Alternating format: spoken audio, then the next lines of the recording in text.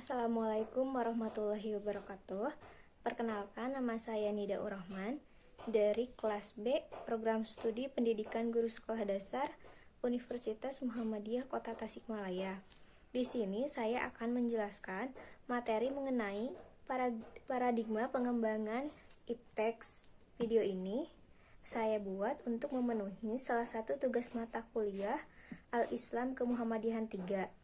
Materi-materi yang akan saya jelaskan meliputi 1. Potensi manusia, jasmani dan rohani dalam pengembangan ipteks. Yang kedua, rambu-rambu pengembangan ipteks dalam Al-Quran. Yang pertama, potensi manusia atau jasmani dan rohani dalam pengembangan ipteks. Ada beberapa pendapat yang membahas tentang potensi-potensi yang dimiliki oleh manusia. Menurut Rahmad, ada 3 potensi yang dimiliki oleh manusia, yaitu potensi ruh, jasmani atau fisik, dan rohaniyah.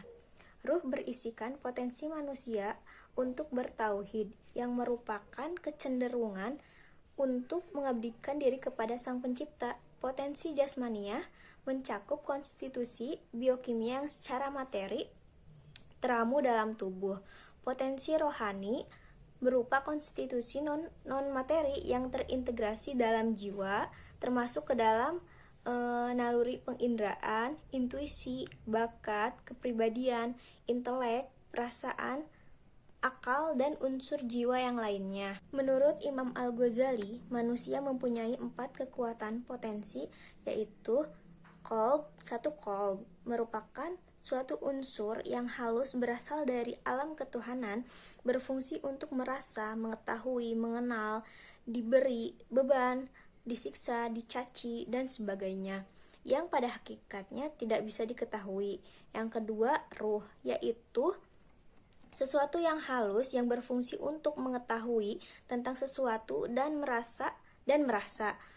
Ruh juga memiliki kekuatan yang pada hakikatnya tidak bisa diketahui. Yang ketiga, nafs, yaitu kekuatan yang menghimpun sifat-sifat tercela pada manusia. Dan juga 4, akal, yaitu pengetahuan tentang hakikat segala keadaan. Maka akal ibarat sifat-sifat ilmu yang tempatnya di hati. Sumber ilmu selain wahyu dalam epistemologi Islam adalah akal atau akal dan qalbu atau qalb. Akal sebagai madasar tidak disebutkan dalam Al-Quran, tetapi sebagai kata kerja akal dengan segala akar katanya terdapat dalam Al-Quran sebanyak 49 kali. Semuanya menunjukkan unsur pemikiran pada manusia. Dengan demikian, Al-Quran adalah inspirator bagi ilmuwan. Hal ini dikarenakan bahwa dalam Al-Quran terkandung teks-teks atau ayat-ayat yang mendorong manusia untuk melihat, memandang, berpikir, serta mencermati fenomena-fenomena alam semesta ciptaan Tuhan.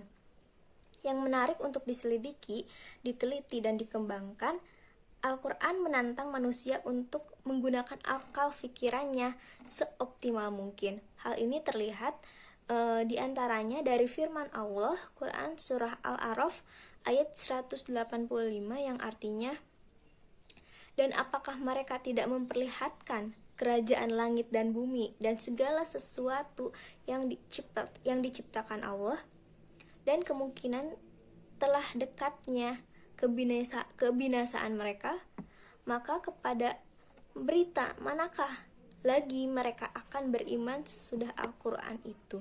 Dari ayat tersebut secara jelas menggambarkan tentang proses penciptaan dan peristiwa-peristiwa masa lalu maupun yang akan datang. Bila dicermati lebih mendalam, tiada satupun ciptaan Allah yang tidak mengandung maksud dan tujuan. Untuk mengungkapkan rahasia dari ciptaan Allah itu, jelas diperlukan pemikiran dan pengkajian yang mendalam atau pengamatan secara langsung, cermat, dan teliti, sehingga dapat dipetik ilmu dan hikmah di balik penciptaan itu. Dengan demikian, Al-Quran senantiasa mendesak manusia untuk mengadakan observasi terhadap ciptaan Allah.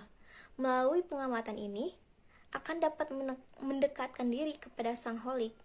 Sedangkan kata qalb atau kalbu dalam Al-Quran dengan digunakan sebanyak 144 kali, penggunaan qalbu selalu merujuk pada hal-hal yang berkaitan dengan emosi dan akal pada manusia. Melalui hati atau jiwa tersebut, manusia sesuai dengan firman Allah Quran surah Al-Zariyat ayat 21 yang artinya, dan juga pada dirimu sendiri, maka apakah kamu tidak memperhatikan? Dari ayat tersebut terrefleksi bahwa proses perenungan akan ciptaan Allah bukanlah semata-mata yang memakai kerja otak, tetapi juga mengkonsentrasikan ranah batin atau hati dan jiwa. Hal inilah yang membedakan sifat ilmu pengetahuan dalam Islam dengan Barat. Hati atau jiwa yang dimaksud adalah hati yang tenang, tamadun, bersih, dan menghamba pada Allah.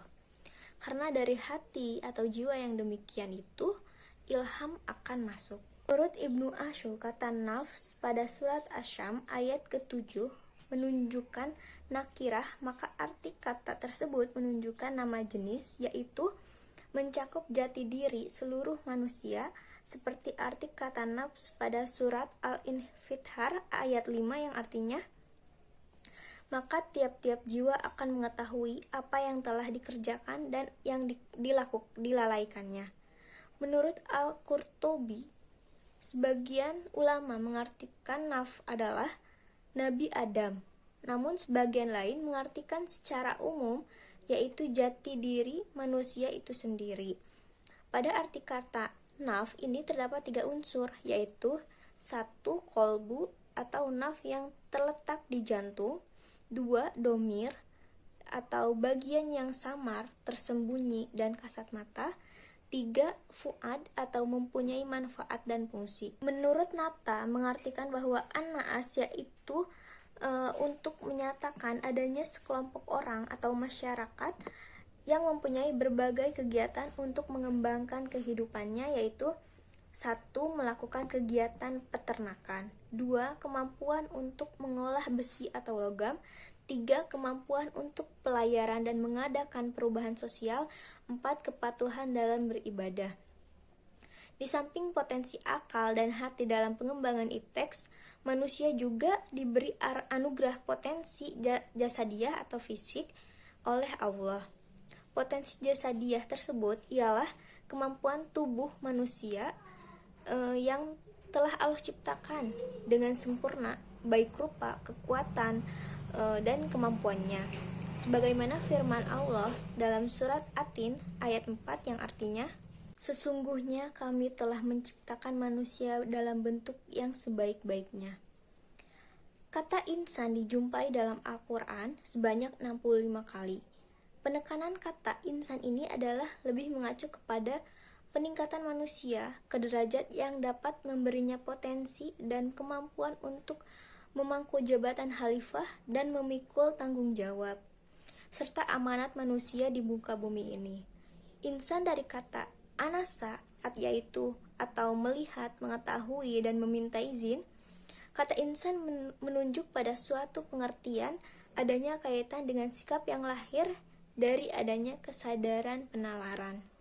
Menurut Imam Al-Ghazali, panca indera merupakan sarana penangkap pertama yang muncul dari dalam diri manusia, disusul dengan daya hayal yang menyusun aneka bentuk susunan dari partikular-partikular yang ditangkap indera, kemudian tamyiz, daya pembeda, yang menangkap sesuatu di atas alam empirik sensual di sekitar usia 7 tahun. Kemudian disusul oleh akal yang menangkap hukum-hukum akan yang terdapat pada fase sebelumnya. Panca indera diibaratkan sebagai tentara kolbu yang disebar ke dunia visi sensual dan beroperasi di wilayah masing-masing, dan laporannya berguna bagi akal, dan paling penting, dominan di antara panca indera tersebut menurut Imam Al-Ghazali adalah panca indera panca penglihatan. indera penglihatan. Yang kedua, rambu-rambu pengembangan ipteks dalam Al-Quran dan hadis.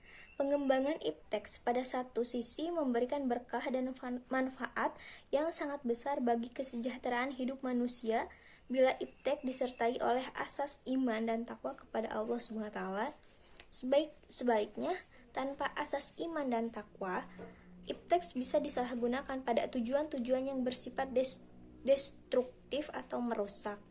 Al-Quran sebagai dasar pijakan seorang muslim, manusia dengan potensi akal untuk memahami elemen-elemen alam, menyelidiki dan menggunakan benda-benda dalam bumi dan langit ini demi kebutuhannya. Allah SWT berfirman dalam surah Al-Isra ayat 70 yang artinya, dan sesungguhnya telah kami muliakan anak-anak Adam, kami angkut mereka di daratan dan di lautan, kami beri mereka rezeki dari yang baik-baik, dan kami lebihkan mereka dengan kelebihan yang sempurna atas kebanyakan makhluk yang telah kami ciptakan. Dalam ayat tersebut, Al-Quran Sahara yang artinya menundukkan atau merendahkan, maksudnya adalah agar alam raya ini dengan segala manfaat yang dapat diraih darinya harus tunduk dan dianggap sebagai sesuatu yang posisinya berada di bawah manusia. Peran manusia sebagai khalifah di muka bumi ini menyebabkan alam semesta tunduk dalam kepemimpinan manusia yang sejalan dengan maksud Allah SWT berfirman dalam Quran surah Ar-Ra'd ayat 2 yang artinya, Allah yang meninggikan langit tanpa tiang, sebagaimana yang kamu lihat, kemudian Dia bersemayam di atas Ar-Rasy, menundukkan matahari dan bulan, masing-masing beredar hingga waktu yang ditentukan.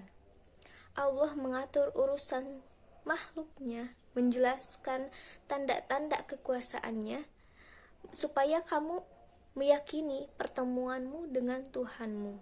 Berdasarkan ayat tersebut menjelaskan bahwa kemampuan akal, ilmu, dan teknologinya manusia tentu dapat meniru segala kekuatan beraneka makhluk. Manusia dengan kapal udara dan jet dapat terbang ke udara seperti burung.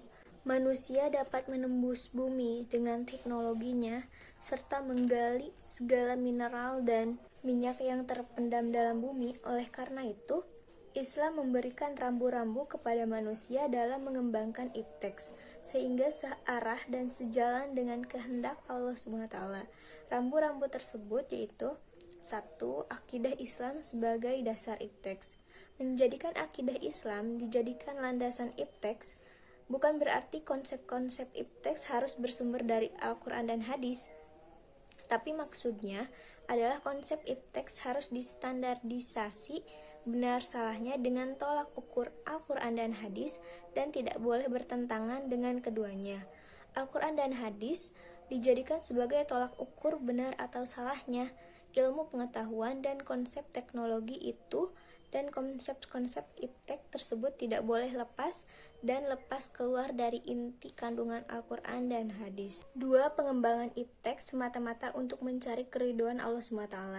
Dalam mengembangkan iptek, umat Islam hendaknya memiliki dasar dan motif bahwa yang mereka lakukan tersebut adalah untuk memperoleh kemakmuran dan kesejahteraan di dunia sebagai jembatan untuk mencari keridhaan Allah SWT, sehingga terwujud kebahagiaan di dunia maupun di akhirat. Allah SWT berfirman dalam Quran surah Al-Bayyinah ayat 5 yang artinya, padahal mereka tidak disuruh kecuali supaya menyembah Allah dengan memurnikan ketaatan kepadanya dalam menjalankan agama yang lurus, dan supaya mereka mendirikan salat dan menunaikan zakat, yang demikian itulah agama yang lurus. 3. Muatan etika dalam pengembangan ipteks. Pengembangan ipteks terkandung muatan etika yang selalu menyertai hasil teknologi pada saat akan diterapkan. Sungguh pun hebat hasil teknologi, namun jika diniatkan untuk membuat kerusakan sesama manusia, menghancurkan lingkungan sangat dilarang di dalam Islam. Jadi, teknologi bukan sesuatu yang bebas nilai. Demikian pula penyalahgunaan teknologi merupakan perbuatan zalim yang tidak disukai oleh Allah SWT. Dengan demikian, rambu-rambu pengembangan ipteks dalam Islam adalah menjadikan paradigma Islam sebagai pandangan utama dan menjadikan syariah Islam sebagai dasar dalam penerapan dan pemanfaatan konsep ipteks. Perkembangan ipteks itu harus diikuti dan dengan keimanan dan ketakwaan, sehingga pengembangan ipteks merupakan hasil dari keterampilan manusia dengan dilandasi Al-Quran dan hadis. Mungkin hanya itu yang dapat saya sampaikan. Mohon maaf bila ada kesalahan maupun kekurangan. Terima kasih. Wassalamualaikum warahmatullahi wabarakatuh.